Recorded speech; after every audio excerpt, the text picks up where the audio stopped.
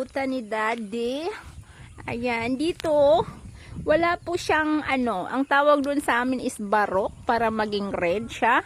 Dito is puti lang po.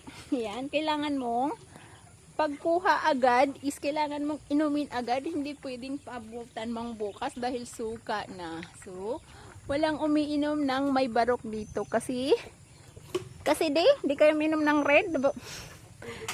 Nagtatai daw sila dito. Ayan. So, ang paborito namin sa amin is may barok. Masarap yun. Dito walang barok. White lang talaga sila. So, ang lasa po niyan, sobrang tamis niya. Ayan.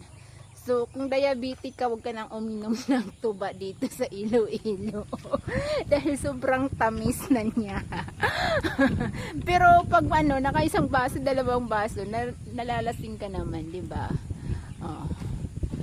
So, inaakyat lang niya, gamit lang ang upuan. Oh. So, akyat na siya. Oh. Kailangan niyang magputol-putol dyan. Ayan. Oh. Ganon lang kaiksi ang niyog dito, oh, 'di ba? Maiksi lang ang niyog. Oh, 'yun, maiksi lang din 'yan. Maiksi. Anong tawag nitong niyog, Daddy? Oh, 'yan.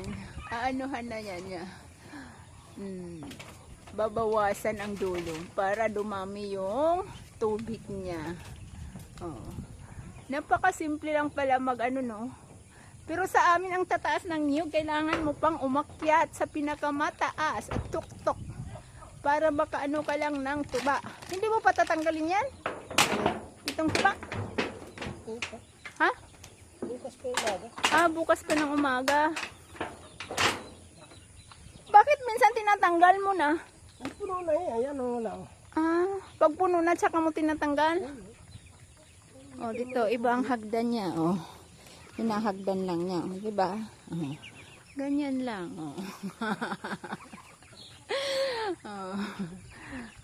Dalawang puno lang yung sinasanggutan niya.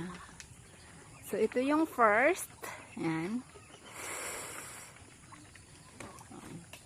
Aanuhan lang niya yan. Ayan. Pag naubos na yan, di wala ng tuba. Wala na.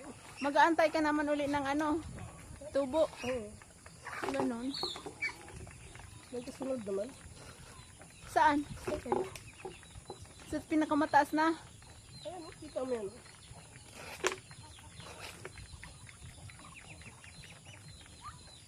Babawasan lang pala yan. Madali lang pala. Babawasan mo lang yung gilid niya. Parang tanggalin mo yung brown. Para magbago naman. Para tuloy-tuloy ang tulo. Tagas. Tapos suksuk, kabit uli. Yan. So may cover siya para pag umulan hindi po pumapasok yung tuba sa loob. Yan. Oh, lalagyan na siya ng cover, oh, 'di ba? Pinakabiran lang yan ni Daddy. Para pag umulan hindi siya tubig hindi papasok. Yung pangalawang sanggutan, yan po yung akyatan niya, mas mataas konti ito. Yan, mas mataas konti at saka may bunga siyang laya. Wala lang siyang buko. Dahil matanda na, mas mataas lang ito dito. Ayan ang isa, mas mataas ang puno. O, diba? Climbing lang. O, nandun si Daddy sa taas, parang monkey. Monkey? Monkey, bakit nilagyan mo ng iskas tip? Para hindi mabiyak. Ganon? Bakit nabibiak pala siya? Pero okay lang kahit may iskas tip. Nilagyan ng iskas tip para hindi daw mabiak. Ayan na, puno, ilan yan? Isa, dalawa, tatlo.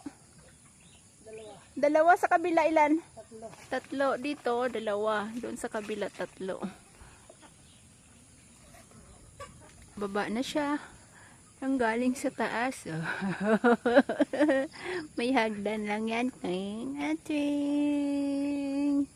Thank you for watching. Subscribe and follow.